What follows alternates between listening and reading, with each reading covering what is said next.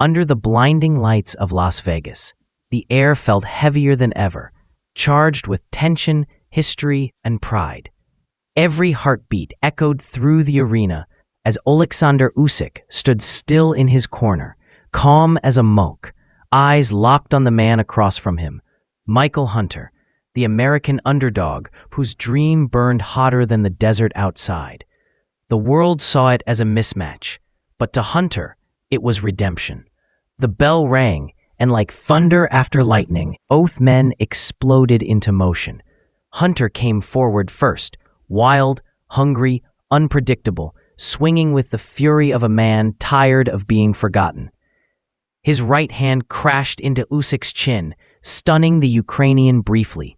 The crowd gasped, the noise swelling like a tidal wave, USA, USA, echoing through every corner. Usyk took a step back, smiled faintly, as if amused by fate's attempt to surprise him. This wasn't arrogance. It was understanding. He had seen this pattern before, a man burning bright before the darkness swallowed him. But something about Hunter was different. There was a raw desperation in his eyes. Not anger, but survival. The second round was a war of pace. Hunter relentless, Usyk patient, absorbing, calculating. Every punch Hunter threw, Usyk measured like a scientist studying chaos. Sweat glistened, gloves clashed, and yet the Ukrainian stayed calm, his rhythm unbroken. By the third round, Hunter's aggression began to fade, the bursts shorter, the breaths louder. But still, he pressed forward, determined to break the myth before him. When the bell ended the third, both men locked eyes, one drenched in exhaustion, the other in silence. Usyk's trainer leaned close and whispered in Ukrainian, "Don't chase victory.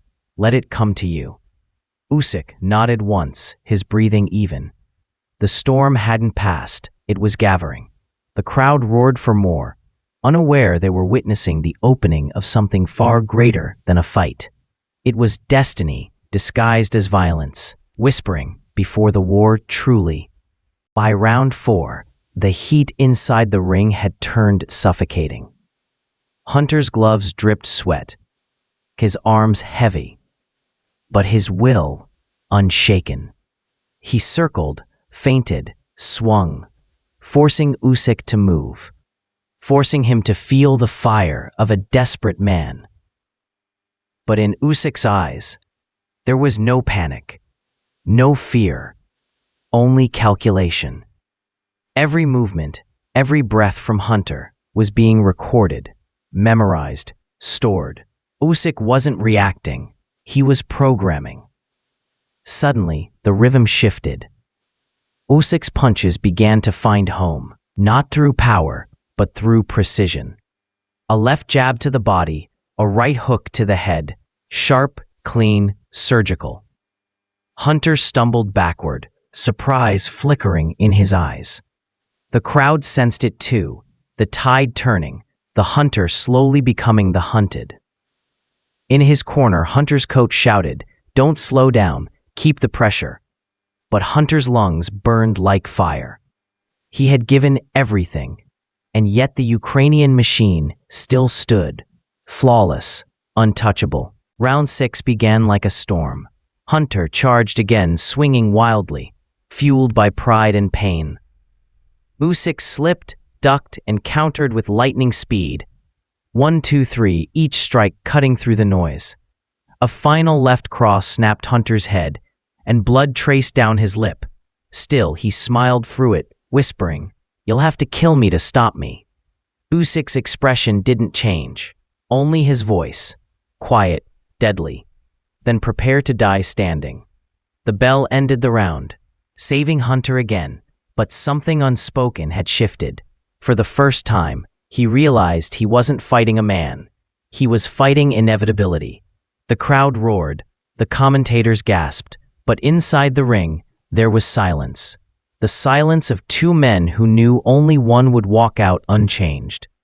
And as Usyk sat in his corner, eyes closed, breathing steady, his trainer whispered, "Now you begin." The real fight had finally started. Round 8 opened like a nightmare. Hunter's arms felt like concrete, his breath shallow, his heartbeat a drum inside his skull. He had trained for months for this moment, but now his body was rebelling. Still, he refused to yield. The crowd screamed his name, Hunter, Hunter, but their voices felt distant, like echoes from another world. Usyk advanced, his eyes cold, his footwork perfect. Every punch landed with mechanical precision, a jab here, a hook there, each shot chipping away at Hunter's soul. Hunter fired back, desperate, and for one golden moment, he landed the perfect right hook. The crowd exploded, flashes lighting up the arena. Usyk staggered, his jaw bleeding. "Got him!" shouted Hunter's coach, pounding the ropes. But Usyk's smile returned, slow, unsettling. He spat blood onto the canvas, nodded, and murmured, "Now it's fair." What followed wasn't fighting. It was artistry in motion. Usyk began to dismantle Hunter with timing so flawless it felt choreographed. Hunter's courage was unmatched, but his body had begun to crumble under the weight of precision. By the end of round 10, his left eye was nearly swollen shut. His ribs screamed with pain. His coach begged him, "We can stop this now, Michael." Hunter shook his head weakly, whispering, "No, not yet." He wasn't fighting to win anymore. He was fighting for respect, for the belief that his name would mean something after tonight. As the bell rang again, the crowd stood, realizing they weren't witnessing just a sport. They were witnessing a man break and still refuse to fall. And in that moment, both warriors became mirrors of each other, one defined by control, the other by defiance. The final round, 12. Both men stood in the center, drenched in exhaustion, surrounded by chaos. Usyk's face was marked, Hunter's was battered, but neither blinked. The referee looked at Hunter, silently questioning if he could go on. His coach whispered one last time, "Give them a reason to remember your name." And he did. The bell rang, and Hunter charged like a storm reborn. Reckless, fearless, his punches wild but full of heart. Every swing shouted defiance, every hit a refusal to surrender. Usyk moved like a shadow, slipping between chaos, striking with precision. One jab split the air, a hook followed, and then a devastating left cross landed flush. Hunter staggered but held on to the ropes, his eyes glassy but alive. "Can you continue?" the referee asked. Hunter nodded, teeth bloodied, whispering, "Yes." Usyk stepped forward again, cold and controlled, and unleashed his final masterpiece. A flurry of blows so fast the audience couldn't count them. A body shot bent Hunter forward. A hook straightened him back up, and an uppercut finished the dance. Hunter fell. The world slowed. 5, 6, 7. The count echoed through the silence. The crowd screamed for him to rise, and he tried, pushing against the canvas, but his body refused. 8, 9, 10. It was over. Usyk stood above him, not celebrating, but breathing deeply, as though he too had survived something greater than victory.